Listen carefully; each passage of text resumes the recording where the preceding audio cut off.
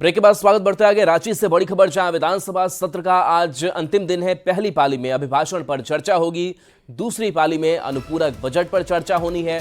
सरकार को घेरने में विपक्ष जुटेगा, हर जवाब देने को लेकर सत्ता पक्ष भी तैयार है। सदन में बीजेपी का तेवर दिख सकता है। तो रांची से ये खबर, जहां आज विधानसभा के इस विशेष सत्र का अंतिम दिन, 2 पालियां होंगी। दूसरी पाली में अनुपूरक बजट पर चर्चा की जाएगी। वहीं फायर ब्रिगेड तो हर जवाब देने को तैयार सत्ता पक्ष दिखाई दे रहा है। और झारखंड में बुधवार को हेमंत सरकार ने द्वितीय अनुपूरक बजट पेश किया। इस बजट में सबसे अधिक पैसा मैया सम्मान योजना के लिए आवंटित किया गया है। मैया सम्मान योजना पर बजट की आधी से अधिक राशि खर्च करने पर सियासत भी शुरू हो गई है। यह रिपोर्ट देखिए।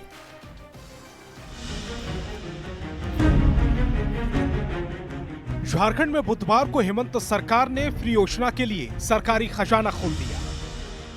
विधानसभा के विशेष सत्र के तीसरे दिन वित्त मंत्री राधाकृष्ण किशोर ने 11,697 करोड़ 47 लाख रुपए का द्वितीय अनुपूरक बजट पेश किया। इस बजट में सबसे अधिक पैसा महिला बाल विकास विभाग को आवंटित किया गया, जिसके तहत मैया सम्मान योजना के लिए 6,390 करोड़ 55 लाख रुपए की राशि आवंटित की गई। द्वितीय अनुपूरक बजट की 75% से अधिक राशि हेमंत सरकार की फ्री की योजनाओं पर खर्च करने जा रही है। यही वजह है कि 200 यूनिट फ्री बिजली के वादे को पूरा करने के लिए ऊर्जा विभाग को 2,577 करोड़ 92 लाख रुपए आवंटित किए गए हैं।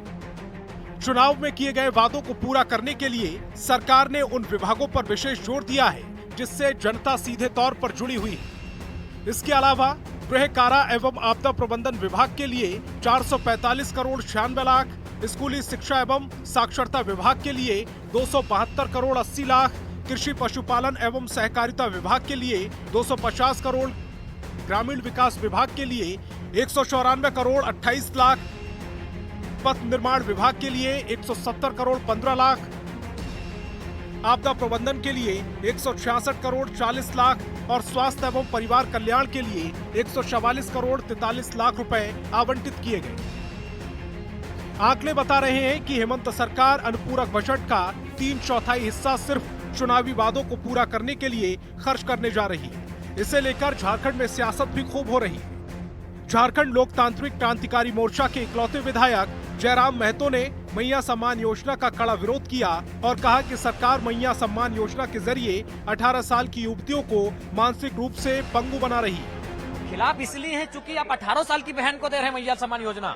18 साल की बहन जो सपनों को तैयार करती है, उस समय वो पंख उड़ान भरने का समय होता है और आप उसे अगर फ्री फोकट में 2,500 रुपए देंगे तो वो बहन आलसी हो जाएगी। हेमंत सरकार पर आरोप है कि महिलाओं को हर महीने 2,500 रुपए फ्री में देने पर वो आलसी हो जाएंगी, अपनी प्रतिभा का अपने हाथों ही हत्या कर लेंगी। लिहाजा अब आगे देखना होगा कि मैया सम्मान योजना पर हो रही सियासत आगे क्या रंग लाती है। रांची संवाददाता संजय सिन्हा के साथ ब्यूरो रिपोर्ट, न्यूज़ 18। और रांची से बड़ी खबर, जहां रांची में जल्द बालू घाट शुरू हो सकते हैं। 2 बालू घाट की प्रक्रिया खत्म हो चुकी है। कुछ दिन में बालू खनन की शुरुआत हो जाएगी। सिल्ली में 2 बालू घाट की सभी प्रक्रिया पूरी कर ली गई है। वहीं रांची में कुल 19 बालू घाट हैं। अब तक केवल 2 की प्रक्रिया पूरी की गई है, तो बाकियों की भी प्रक्रिया पूरी होनी है और कुछ दिन में माना जा रहा है कि बालू खनन की शुरुआत जो है वो हो जाएगी। सिल्ली में 2 घाट की प्रक्रिया यहां पूरी हुई है। रांची में कुल 19 बालू घाट है, जिसमें अब तक केवल 2 की प्रक्रिया अब तक पूरी की गई है।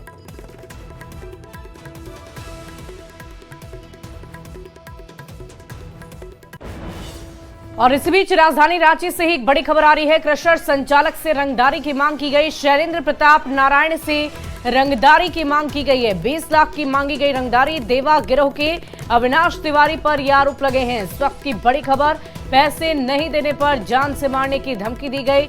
बरियातू थाने में केस दर्ज किया गया है। तो बड़ी खबर राजधानी रांची से आपको बता रहे हैं, जहां क्रशर संचालक से रंगदारी की मांग की गई है। पैसे नहीं देने पर जान से मारने की धमकी भी मिली। झारखंड में जेएसएससी सीजीएल परीक्षा में गड़बड़ी को लेकर विवाद थमने का नाम नहीं ले रहा। मंगलवार को छात्रों के आंदोलन में लाठीचार्ज को लेकर बुधवार को सियासत जारी रही। विपक्ष ने पीड़ित छात्रों को इंसाफ दिलाने की बात कही तो सत्ता पक्ष के ने छात्रों के आंदोलन को राजनीति से प्रेरित बताया। ये रिपोर्ट देखिए।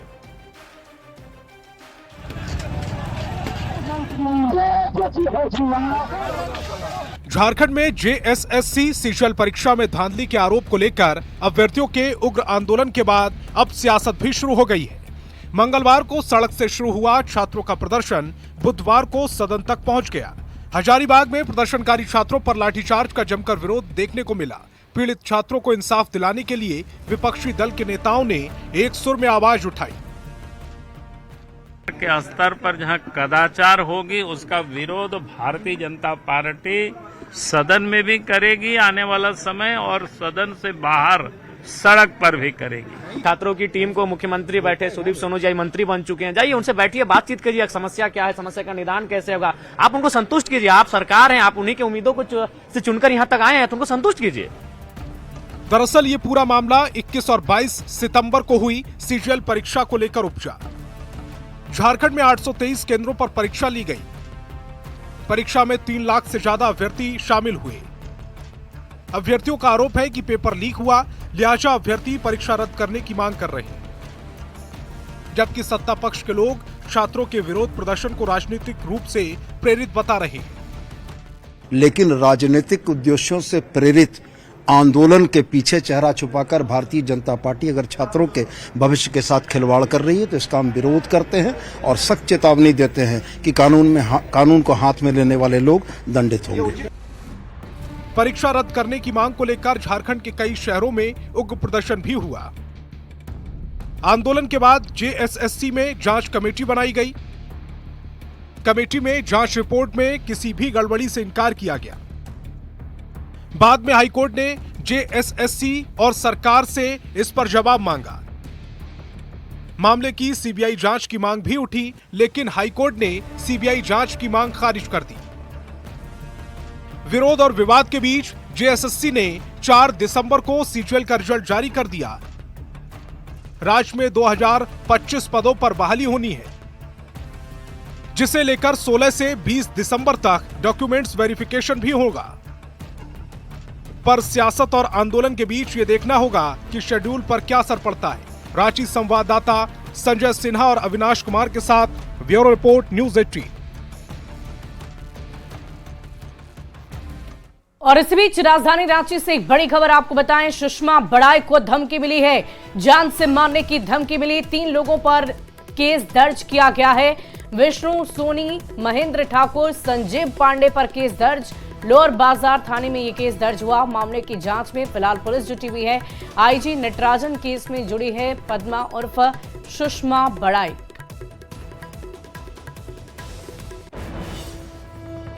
बांग्लादेश में हिंदुओं पर अत्याचार को लेकर झारखंड की सियासत गर्म है।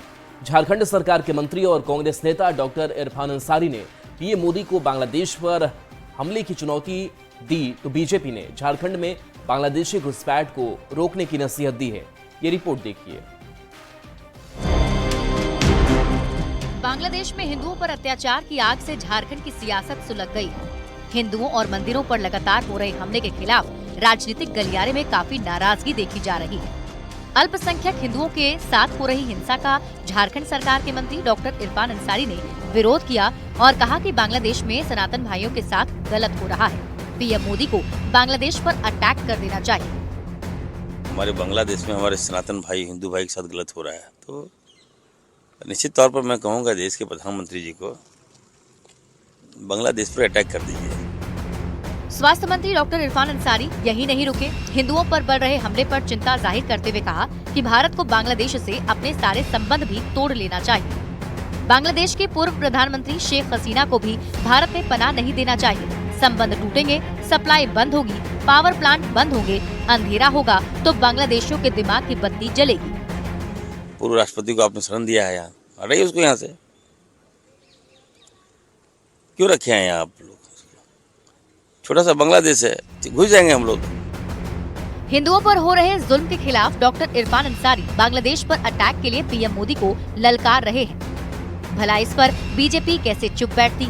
बीजेपी ने हेमंत सरकार के मंत्री के बयान का समर्थन तो किया, साथ ही इरफान अंसारी को बांग्लादेशी घुसपैठ पर भी बोलने की चुनौती दे डाली।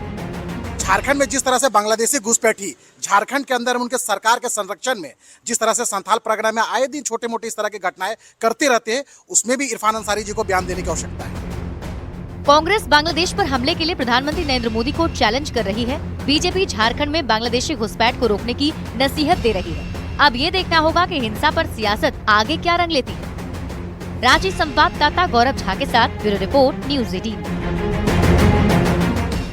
और इस बीच राजधानी पटना से एक बड़ी खबर आ रही है। रंगदारी को लेकर फायरिंग हुई है। पीएमसीएच के सामने भोजपुर फार्मा दुकान पर रंगदारी के लिए फायरिंग की गई। बाइक सवार अपराधियों ने ये फायरिंग की। 4 दिन पहले अपराधियों ने धमकी दी थी। पीर बहोर थाना इलाके की ये घटना बताई जा रही। फायरिंग का सीसीटीवी फुटेज भी सामने आ गया है और इसी आधार पर लगातार कार्रवाई जारी है। पटना से ये बड़ी खबर, भोजपुर फार्मा दुकान पर फायरिंग की घटना को अंजाम देने की कोशिश की गई। बाइक सवार अपराधियों ने फायरिंग की है। तस्वीरें हम आपको दिखा रहे हैं। ये पूरा मामला सीसीटीवी कैमरे में कैद हो गया। 4 दिन पहले का ये पूरा मामला आपको बताया जा रहा है। सीएम नीतीश कुमार की प्रस्तावित बिहार यात्रा को लेकर मोतिहारी में तैयारी जोर शोर से चल रही है। मोतिहारी के सुगौली प्रखंड के चुनाव पंचायत में सीएम का कार्यक्रम होगा, जहां सीएम योजना को धरातल पर जायजा लेंगे। गांव में नल जल योजना के साथ साथ बिजली कनेक्शन और सोलर लाइट लगाने की प्रक्रिया भी काफी तेज हो गई है। जिले के प्रथम प्रभारी डीएमएसपी के साथ तमाम पदाधिकारी लगातार पंचायत के प्रस्तावित स्थल का कैंप कर रहे हैं। नीतीश कुमार के आने को लेकर लोगों में खुशी है। ज्यादा जानकारी दे रहे हैं न्यूज़ 18 संवाददाता अवनीश कुमार। नीतीश कुमार के प्रस्तावित बिहार यात्रा को लेकर पूर्वी चंपारण में भी तैयारी शुरू हो गई है। देखिए, आपको तस्वीर दिखा रहे हैं। ये पूर्वी चंपारण के सुगौली प्रखंड की सुगांव पंचायत में तैयारी हो रही है और जो पंचायत सरकार भवन है उसकी रंगाई पुताई भी हो रही है। आरटीपीएस जो सेंटर है वो भी बन रहा है और जो नल जल की जो योजना है उसको भी दुरुस्त किया जा रहा है। खासतौर पे इस गांव के लोग काफी उत्साहित है मुख्यमंत्री नीतीश कुमार के आगमन को लेकर, क्योंकि उनकी जो प्रस्तावित यात्रा के दौरान वो जब पूरे जिले में 5 जगहों का चयन किया गया है, उसमें सुगांव भी एक पंचायत है जहां पर मुख्यमंत्री जो है का दौरा जो है वो हो सकता है। तो वैसी स्थिति में जो लोग हैं, स्थानीय लोग हैं, ये काफी उत्साहित है। हमारे गांव में ऐसा लग रहा है कि कोई दिवाली सा माने माहौल है, पूरे माहौल दिवाली के जैसा है और बहुत खुशी की बात है कि उनका आगमन हमारे यहाँ हो रहा है। हम लोग किया जा रहा है सब कुछ दुरुस्त और यहाँ पर सब कुछ दुरुस्त हो रहा है। सुगांव पंचायत की तस्वीर है और यहीं पर मुख्यमंत्री नीतीश कुमार की यात्रा प्रस्तावित है। तो वैसी स्थिति में पंचायत सरकार भवन हो, जल जीवन हरियाली योजना का हो या जो पोखरा है उसका जीर्णोद्धार हो, ये तमाम योजनाओं को जो है वो तेज गति से काम किया जा रहा है ताकि मुख्यमंत्री नीतीश कुमार जी जब यहाँ आए तो तमाम योजनाओं को खुद अवलोकन करे। खासतौर पर मुख्यमंत्री नीतीश कुमार की यह सोच है कि हर योजना को जब वो लागू करते हैं तो उसको धरातल पर जाकर उसकी मॉनिटरिंग करते हैं और इसी के तहत मुख्यमंत्री नीतीश कुमार की जो यात्रा प्रस्तावित है उसमें सुगांव पंचायत भी चयन हुआ है, जहां पर ये मुख्यमंत्री नीतीश कुमार आएंगे और तमाम योजनाओं की खुद मॉनिटरिंग करेंगे। अवनीश कुमार, न्यूज़ 18, सुगौली, सुगांव। और अगली खबर मोतिहारी से, जहां पुलिस ने एक बार फिर रक्सौल, चकिया, अरेराज और मोतिहारी में 16,700 लीटर देसी शराब बरामद कर ली है। पुलिस ने इस दौरान 9 शराब की भट्टियों को ध्वस्त किया, 20 शराब तस्करों को गिरफ्तार किया। पुलिस ने इस दौरान 500 लीटर देसी विदेशी शराब को भी जब्त किया। पुलिस शराब तस्करों के खिलाफ लगातार एक्शन मोड में है। खबर मोतिहारी से है, जहां के पताही थाना में आम सेक्टर रंगदारी, मारपीट सहित विभिन्न घटनाओं में शामिल 34 आरोपियों के घर पर पुलिस ने इश्तेहार चिपकाया। पुलिस सभी फरार अपराधियों को ढूंढने की कोशिश कर रही है। पुलिस ने एक साथ 34 आरोपियों के घर पहुंचकर बैंड बाजे के साथ लोगों को आरोपियों के बारे में जानकारी दी और जल्द से जल्द खुद को सरेंडर करने की चेतावनी दी और सरेंडर नहीं करने पर कोर्ट के आदेश के बाद कुर्की जब्ती करने की बात कही। और जमुई के बबलू की नई नवेली दुल्हन शादी के 8वें दिन ही फरार हो गई। बबलू की ये तीसरी शादी थी और इससे पहले भी उनकी 2 पत्नी उन्हें छोड़कर भाग चुकी है। इसके अलावा किशनगंज के राकेश गुप्ता के साथ भी ऐसी ही घटना घटी। उनकी पत्नी लाखों रुपए का चूना लगाकर फरार हो गई। राकेश को छोड़कर पत्नी ने अपने प्रेमी से शादी रचा ली।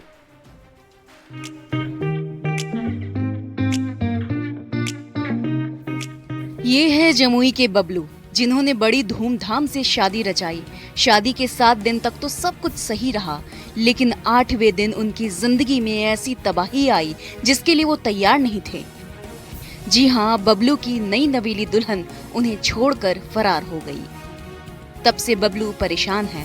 सिर्फ बबलू ही नहीं बल्कि उनके पूरे परिवार का हाल यही है। हैरानी की बात यह है कि बबलू की ये तीसरी शादी थी। इससे पहले भी उनकी 2 पत्नी फरार हो चुकी है।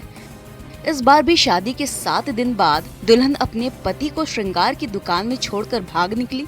मलयपुर थाना इलाके के बस्ती टोला के बबलू की शादी खैरा के जीत झिंगोई गांव की टीनी से हुई थी।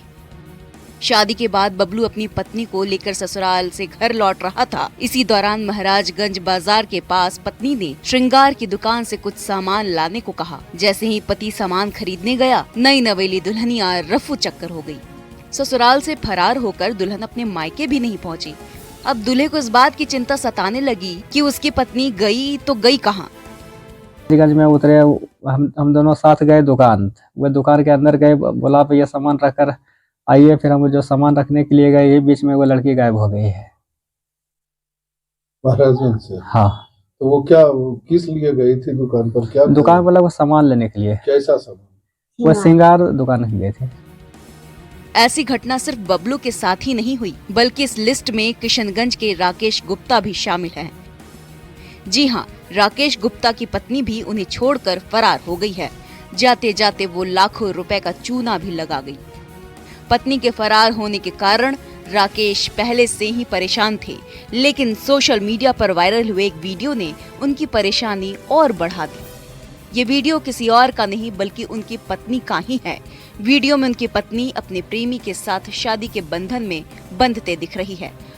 हालांकि लड़की की मां का कहना है कि उसने राकेश से सिर्फ सगाई की थी। अप्रैल में शादी हुआ इसके साथ, कोर्ट में रजिस्टर्ड कोर्ट में किए हम लोग। प्रूफ है, थाना प्रूफ में प्रूफ देंगे हम। इस परिवार पता चला कि हर एक लड़का चेंज करता है बोले। सब पता है, कैसे रन बस्ती वाला। और चलिए न्यूज़ 18 बिहार झारखंड पर खबरें आपके लिए लगातार जारी हैं।